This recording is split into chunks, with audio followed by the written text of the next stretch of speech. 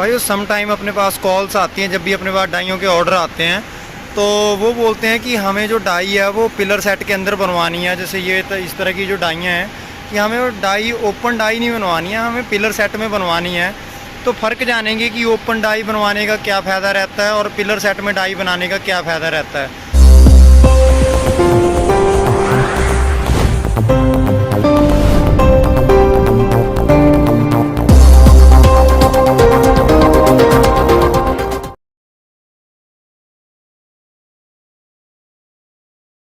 मान लो अगर आपको काम करना है स्क्रैप से, जैसे ये डाई है, इसमें शीट चल रही है, तो ओपन डाई का मैं आपको बता देता हूँ। ओपन डाई में क्या होता है, मान लो आपकी मोटी शीट है, 4 mm की, 3 mm की शीट है।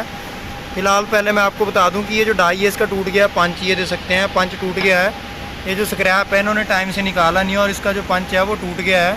तो ये दे सकते हैं, ये हमारी जो डाई है और ये डाई है, इसको डब किया गया है। डब मतलब डाई की लाइफ अगर आपको ज़्यादा चाहिए तो इस तरह की MS की प्लेट, जो बेस प्लेट है, इसकी बेस प्लेट में खड्डा खोद के इसको जो है ठोक दिया गया है नीचे। इसको हाउसिंग बोला जाता है टेक्निकल लैंग्वेज में।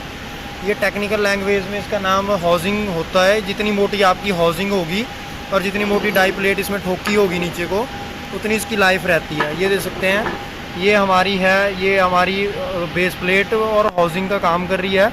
तो डाई प्लेट को उसके अंदर खड्डा करके इसके अंदर जो है वो फिटिंग किया गया है। ये देख सकते हैं, पीछे डाई प्लेट नज़र नहीं आ रही है। और ये हो गया है स्क्रैप जाम। स्क्रैप जाम का मतलब ये है, ये हमारा कंपोनेंट है और कंपोनेंट के अंदर का जो स्क्रैप है वो इसमें फंस गया है, जाम हो गया है। इन्होंने गलती से राइज़र नहीं लगाए होने, जो कस्टमर है अपना, उसने राइज़र नहीं लगाए होने नीचे, जिस वजह से स्क्रैप जाम हो गया। या उसने जो इसको कई दाल बोल देते हैं, स्क्रैप बोल देते हैं। पंचिंग का जो स्क्रैप है, टेक्निकल लैंग्वेज में पंचिंग का स्क्रैप बोला जाएगा इसको, या पियर्सिंग का स्क्रैप रहता है ये। तो ये देखा नहीं होगा सही से, इसके नीचे राइज़र अच्छे से लगाए नहीं होंगे और ये स्क्रैप जाम होने की वजह से जो है इसका टूट गया पंच। तो पंच तो हम लोग चेंज कर लेंगे, कोई बड़ी बात नहीं है। इसमें खोल के पंच डायरेक्टर पंच होल्डर लगा रखा है, इसमें पंच बैक प्लेट नहीं दे रखी है। जो हमारी जो टॉप प्लेट है, ये इसका डायरेक्ट टॉप प्लेट है, ये शैंक के लिए होल लगा है। तो डायरेक्ट जो हमारी जो टॉप प्लेट है, देखिए, तो जब सस्ती डाइयाँ आपको बनवानी होती हैं, 10-15 हज़ार की आपको डाइयाँ बनवानी होती हैं, तो उसमें फिर इस तरह के टूल बनते हैं। अगर इसमें भी आपको पिलर सेट के अंदर डाई चाहिए तो कम से कम यही जो डाई है 20-22 हज़ार के अंदर आपकी डाई बनती। मैं एक एस्टीमेट दे रहा हूँ, मैं ये नहीं कह रहा हूँ कि आप मेरे एस्टीमेट लेके किसी दूसरे के पास जाओ, बोलो कि वो तो डाई 20 हज़ार में बना रहा, आप कितने में बनाओगे। एक एस्टीमेटेड दे रहा हूँ कि अगर पिलर सेट के अंदर जो था, अगर इसको बनाना होता, जैसे ये डाई ओपन डाई है, इसको पिलर सेट के अंदर बनाना होता तो यहाँ पे एक्स्ट्रा प्लेट की लेंथ बढ़ जाती। इधर को यहाँ पे बुश लगाने के लिए ऊपर जगह दे रखनी थी, टॉप प्लेट बड़ी लगानी पड़नी थी। तो ऑब्वियसली डाई वो महंगी हो जाती है पिलर सेट के अंदर। पर थोड़ी ये होता है कि पिलर सेट जो लगाया जाता है उन डाइयों में, कटिंग डाइयों में ज़्यादा रहता है, जिनमें स्प्रिंग लोडेड टूल रहते हैं। लगाने को आप इसमें भी लगा सकते हो, उससे डाई की लाइफ बढ़ जाएगी। टूल के ऊपर आपका अपना डिज़ाइन होता है, सेल्फ डिज़ाइन होता है कि आप डाई की लाइफ को कैसे बढ़ा सकते हो। तो ये फिक्स गाइड स्टिपर के अंदर डाई बनी हुई है, देख सकते हैं, फिक्स गाइड स्टिपर है। ये फिक्स गाइड, ये पुरानी डाइयाँ हैं, इस तरह से बेल्डिंग करके अपने पास ही चलती हैं, तो हम जुगाड़ी डाइयाँ भी बना लेते हैं। तो ज़रूरी नहीं है कि कस्टमर के लिए इस तरह की डाई हम लोग बना के देंगे। ये हाउसिंग है ताकि हमारी डाई प्लेट फट ना जाए, रिपेयर कर रखा टूल, तो इसके लिए हमने यहाँ हाउसिंग बोल्ट से टाइट कर रखा है इसको चारों तरफ से। तो ये दे रखी है इसके अंदर। बाकी शीट चलाते रहो, वो जो है इसका ब्लैंक करता रहेगा। और ये जो ये वाला है, ये हमारा जो फिक्स गाइड स्टिपर है, जैसे ये वाला जो फिक्स गाइड स्टिपर है, ये करता है अपनी पूरी ये दे सकते हैं, इसकी जो फिटिंग है, इसकी यहाँ पे फिटिंग देख सकते हो आप, ये पूरा हमारे पंच को गाइड करता है। इससे पंच भागता नहीं है अपना, ये देख सकते हैं, बिल्कुल A to Z इसको पूरा गाइड करके जा रहा है। ये वायर कट किया रहता है, इसका जो गैप होता है मुश्किल से 30 से 50 माइक्रोन के अंदर सेट किया रहता है पूरा। इसमें जो पंच है हमारा स्लाइड होके चलता है, जो पंच है हमारा वायर कट किया रहता है, तो इसमें जो पंच है हमारा फिक्स गाइड में स्लाइड होके चलता है। इस वजह से क्या होता है, अगर आपकी मशीन में कोई दिक्कत है, कोई प्रॉब्लम है भी, तो ये जो पंच है, ये जो हमारा जो फिक्स गाइड स्टिपर है, ये यहाँ लगा रहता है पंच, इसमें पूरा जो स्लाइड है। तो ये पंच, ये ऊपर का जो पंच इसमें स्लाइड हो रहा है और नीचे की जो डाई प्रोफाइल है, ये एक बार में वायर कट होती है। जिस वजह से क्या होता है कि हमारा जो पंच है, एक बार में वायर कट होने की वजह से इसका अलाइनमेंट बिल्कुल 0-0 होता है। 0-0 का मतलब ये है कि एक सेध में होता है, फिर उसके बाद साथ में इसकी डाबल कर देते हैं, ताकि वोल्टिंग आगे पीछे हो भी तो डाबल इसको फिर वहीं खींच लाए। इस वजह से क्या होता है, ये इसका अलाइनमेंट बनाए रखता है, ये जो फिक्स गाइड स्टिपर होता है। तो जब भी आप डाई बनवाओ, जब भी 3 mm 4 mm 5 mm 6 mm की थिकनेस में आपने कटिंग डाई बनवानी है, तो आप क्या कर सकते हो, फिक्स गाइड स्टिपर में बनवाइए, ताकि आपकी डाई की लाइफ ज़्यादा हो, टूल की लाइफ ज़्यादा हो। फिक्स पिलर सेट के अंदर कुछ अलग कंसेप्ट होता है। पिलर सेट के अंदर जैसे प्रोग्रेसिव डाइयाँ बनवानी है, पिलर सेट आपने लगवाना है, तो ऑब्वियस बात है डाई आपकी फिर कॉस्टली हो जाएगी। डाइयाँ भी आपको अगर 15-20 हज़ार की, 25-30 हज़ार की डाइयाँ बनवानी है, और उनमें भी आप बोलो कि मुझे पिलर सेट का 2 से 3 हज़ार का खर्चा एक्स्ट्रा आ जाता है, ज़्यादा से ज़्यादा, कोई बड़ा ताम झाम नहीं होता उसमें। लेकिन डिपेंड आपके बजट के ऊपर भी करता है, डिपेंड करता है कि आपको, अगर मान लो आपको स्क्रैप से डाई बनानी है, सपोज करो आपको स्क्रैप से टूल बनाना है, तो आप एक तरह का ओपन डाई बना सकते हो, आप पिलर सेट के अंदर बना सकते हो। और फिर पिलर सेट लगाने पड़ेंगे आपको 2, बैक साइड में 2 पिलर सेट लगाने रहेंगे, आपको स्क्रैप के हिसाब से एडजस्ट करना पड़ेगा। क्योंकि जो छोटी छोटी जो फर्में होती हैं, छोटी छोटी जो पार्टियाँ होती हैं, उनके पास क्या होता है कि उनके पास में जो है वो फ्रेश मटेरियल नहीं होता, ना तो उनको फ्रेश मटेरियल से बना के उनको फ़ायदा होता है। तो इसलिए वो क्या करते हैं कि स्क्रैप लाते हैं, स्क्रैप से जो है डाई बनवाते हैं, तो वो बनवाते हैं ओपन डाई। ओपन डाई बनवाएंगे इस तरह एल टाइप का जो है, फिर यहाँ से कटा रहेगा, यहाँ पे स्क्रैप लगाया, एक ब्लैंक कट गया, नीचे गिर गया, ऐसा ब्लैंक को कहीं से भी निकलवा सकते हैं। तो फिर क्रॉस में पिलर सेट लगा लेते हैं, या 2 बैक में लगा लेते हैं, ये कंसेप्ट है।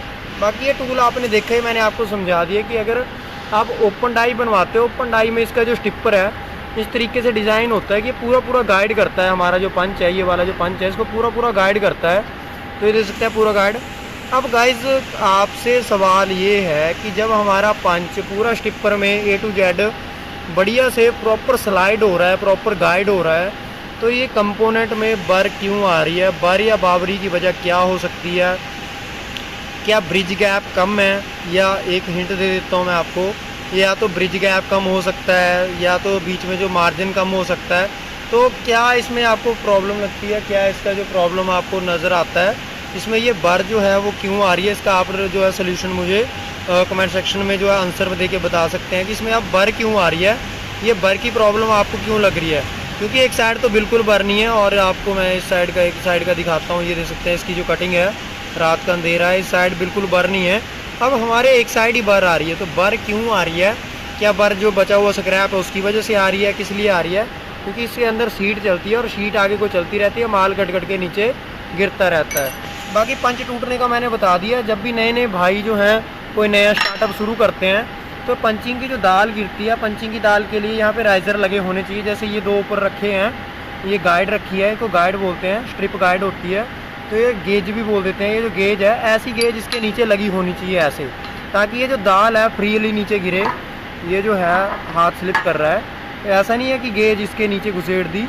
गेज ऐसे डाई के बीच में ऐसे गैप बनना चाहिए, ताकि ये जो दाल है इसके नीचे गिरती रहे, और दाल गिरने की वजह से स्क्रैप जाम ना हो। स्क्रैप जाम आपकी डाई को तोड़ सकता है, डाई पूरी की पूरी फाड़ सकता है। वैसे दे सकते हैं छोटा सा टूल है, लेकिन इसकी लाइफ बहुत ज़्यादा होती है इस तरह की डाइयाँ, और छोटी वर्कशॉपों में इस तरह की डाइयाँ कामयाब होती हैं दोस्तों। बड़े बड़े जो अगर आप पिलर सेट के अंदर बनवा लो, जैसे ये डाई है, इसकी रियल में रिक्वायरमेंट है पिलर सेट के अंदर बनने की। जैसे ये डाई है, इसको रिक्वायरमेंट नहीं है पिलर सेट के अंदर बनने की, क्योंकि बंदा यहाँ पे इतनी बड़ी बेस प्लेट लगाएगा। इस डाई को कम से कम भी मैंने देखते देखते जो है वो 4 साल हो गए हमारे पास इस टूल को चलते, बस चल रहा है। क्योंकि ना कोई पिलर सेट है, ना कुछ नहीं है। बर की प्रॉब्लम आती है, टूल को ग्राइंड करते हैं, फिर प्रोडक्शन में लगा देते हैं। तो गाइस ये चीज़ें हैं, इनसे आप लर्निंग सीख सकते हो। कोई भी डाई बनवाना चाहते हो, कोई भी टूल बनवाना चाहते हो, कॉन्टैक्ट कर सकते हो। इस तरह का कोई भी कंपोनेंट है आपके पास में जो है वो, अगर आप टूल बनवाना चाहते हो। देखिए मेन चीज़ ये नहीं होती कि डाई बंदा कौन कितनी सस्ती बना रहा है, मेन होता है उसमें मत्था मारी, उसका जो डिज़ाइन बंदा खुद कर रहा है, कैसे डिज़ाइन कर रहा है, खुद की लेबर, सारा कुछ, मशीनरी, कितना का बड़ा सेटअप है, बाहर से वायर कट करवानी है, BMC करवानी है, सरफेस ग्राइंडर पे करना है। सस्ते से सस्ती भी मिलती हैं, महंगे से महंगी भी। डाई में गारंटी क्या होती है कि ये जो पंच है, इस तरह का जो पंच है, आपको एक एक्स्ट्रा दे देगा बंदा, 2-4 पंच आपको एक्स्ट्रा दे देगा, ताकि अगर आपसे इस तरह गलती हो भी जाए, अगर आपका पंच टूट भी जाता है, तो आप इसको सही करके, इसको निकाल के जो है, यहाँ पे डाई बटन दिखाता हूँ मैं आपको, यहाँ पे डाई बटन लगा हुआ है, इसको पूरे को पूरे निकाल के आप खराद मशीन पे दोबारा बना के फ्लेम हार्ड करवा सकते हो। खुद ही जो गैस कटर होता है उससे गर्म करवा के पानी में डाल के भी हार्ड हो जाएगा, पर शर्त है ये SC/SCR का बना होना चाहिए। ऐसे मटेरियल का बना होना चाहिए जिसकी हार्डनिंग जो है HRC जो है वो कम से कम 58 से 62 की तक आ जाती हो। तो घर में आप इसको पानी से भी हार्ड कर सकते हो, कोई इशू नहीं है। कोई किसी वर्कशॉप से ज़रूरी नहीं बनवाओ, तब भी आपका जो है वो ज़्यादा से ज़्यादा 50-60 हज़ार लाख पीस की प्रोडक्शन आराम से दे जाएगा। तो गाइज़ ये चीज़ें आप अपनी वर्कशॉप में कर सकते हो। बाकी पंच आप SCSCR के बनवा लो, D2 के बनवा लो, WPS के बनवा लो, SKD11 के बनवा लो। ये बहुत सारे जो हैं मटेरियल हैं, कटिंग मटेरियल एक से एक वैरायटी है। हाई स्पीड स्टील के बनवा सकते हो, जिस मटेरियल के ड्रिल बने होते हैं उनकी लाइफ ज़्यादा होती है।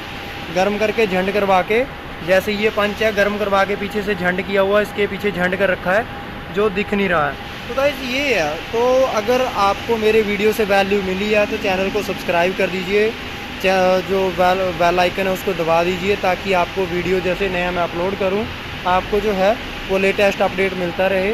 बाकी हम लोग प्रोग्रेसिव डाइयाँ भी बनाते हैं, कंपाउंड डाइयाँ भी बनाते हैं, सिंपल से सिंपल डाइयाँ बनाते हैं। जिस भी तरह का आपको टूल डिज़ाइन करवाना हो आप कांटेक्ट कर सकते हैं। आज के लिए बस इतना ही।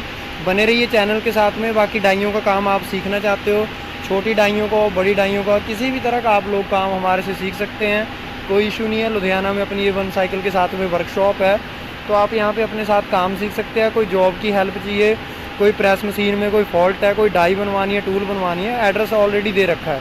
आज के लिए बस इतना ही भाइयों। Thanks for watching, bye bye. बाकी अगर आपके पास जो है इस तरह की शीट से आप कोई भी मटेरियल बनाना चाहते हो, कोई भी जो है कंपोनेंट बनाना चाहते हो, तो ये दे सकते हैं। इस तरह आप अपनी जो मटेरियल की शेविंग है जो कर सकते हैं। इस तरह एक ही शीट से जो है लगातार जो है 1 2 3 4 5 6 कंपोनेंट जो है निकाल लिए गए हैं। तो बीच में आप लोग कैसे इस तरह मटेरियल की सेविंग कर सकते हो, बचा सकते हो। पर इस तरह की जो डाइयाँ दोस्तों, उनका डिज़ाइन करना जो है वो टेढ़ी हीर होती है, डिफ़िकल्ट काम होता है, आसान काम नहीं होता है। बरसों का एक्सपीरियंस जो होता है इस तरह के टूल डिज़ाइन करने के लिए। तो इस तरह की आप ट्रेनिंग का हमारे पास अवेलेबल रहता है। बाकी दे सकते हैं एक ही डाई से जो है प्रोडक्शन के अंदर जो है वो लगातार जो है जिग जैग शेप में कंपोनेंट निकाले जा रहे हैं। अब भाइयों आप इस लेआउट को, इस तरह के लेआउट को आप क्या बोलते हो, आप अपने कमेंट सेक्शन में ज़रूर बताइए कि इस तरह का जो लेआउट है, जब 2 कंपोनेंट एक ही उससे निकाले जाते हैं, एक ही स्ट्रिप में से लेफ़्ट राइट करके, तो उसको जो है वो क्या बोला जाता है। मैंने जिग जैग शेप का जो है नाम दिया इसको। अब आप लोग क्या बोलते हो मुझे कमेंट सेक्शन में ज़रूर बताइए। बाकी ये दे सकते हो, अगर आपके पास भी इस तरह का कोई कंपोनेंट है जिससे आप जो है वो डाई बनवाना चाहते हैं, तो आप अपनी वेस्टेज को जो है कम से कम कर सकते हैं। हमारे द्वारा डाइयाँ बनवा सकते हो, हमारे से टूल बनवा सकते हो। बट इस तरह का जो डिज़ाइन है थोड़ा कॉस्टली पड़ता है। आपने और एक चीज़ बतानी है कि आपके यहाँ पे HR का जो स्क्रैप है, HRC जो मटेरियल होता है, हॉट रोल्ड कॉइल मटेरियल जो होता है अपना, ये HR मटेरियल, या मुझे कमेंट सेक्शन में बताइए कि क्या आपके यहाँ पे इसका जो स्क्रैप है वो क्या रेट चल रहा है, और फ्रेश मटेरियल आपके यहाँ पे क्या रेट चल रहा, अगर आपके यहाँ पे इसका काम होता है। तो ये देख सकते हैं स्क्रैप बिल्कुल ना के बराबर बचा है। अगर हमने इसमें से सिंगल कंपोनेंट निकालना होता तो मैं आपको दिखाता हूँ कि इससे वेस्टेज जो है कितनी जाती। ये देख सकते हैं सिंगल कंपोनेंट अभी इससे निकाल लिया गया है, तो इसमें जो है 3 कंपोनेंट की हमारी वेस्टेज चली जाती। और अगर हम जो है इससे 6 कंपोनेंट निकालते हैं एक बार में, तो हमारी कम से कम जो वेस्टेज है वो 10% हमारी जो मिनिमम जो वेस्टेज जानी चाहिए, 10 से 12% हमारी जो सिर्फ वेस्टेज जानी चाहिए, तब हमें जो प्रॉफिट है वो बेनिफिट देता है। अगर हमारी 10% वेस्टेज से ज़्यादा हमारी जो वेस्ट हमारा मटेरियल जा रहा है, तो गाइज़ हमें उसमें नुकसान होता है, क्योंकि बचा हुआ जो स्क्रैप है ये मुश्किल से आधे रेट भी जो है वो आधे रेट मुश्किल से जाता है। HR का आपको इस टाइम जो है वो आपके यहाँ पे क्या रेट चल रहा है दोस्तों बताइएगा ज़रूर, क्योंकि मैं स्क्रैप में डील बहुत कम करता हूँ। मेरा जो काम होता है खाली टूल एंड डाइज बनाने का होता है, तो मैं स्क्रैप का डील वगैरह इतने ताम झाम में नहीं पड़ता, क्योंकि हमें डाइयों से फुर्सत नहीं मिलती है।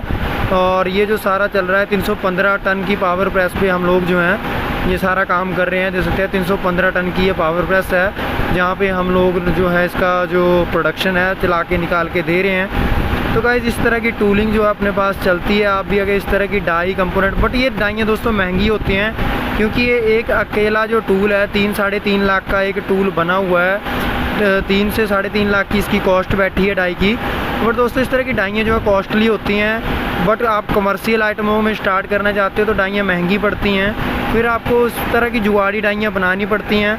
आप ये है कि जो बचा हुआ जो स्क्रैप है उससे और भी छोटे मोटे प्रोडक्ट आप बना सकते हो, जिससे फ़ायदा ले सकते हो।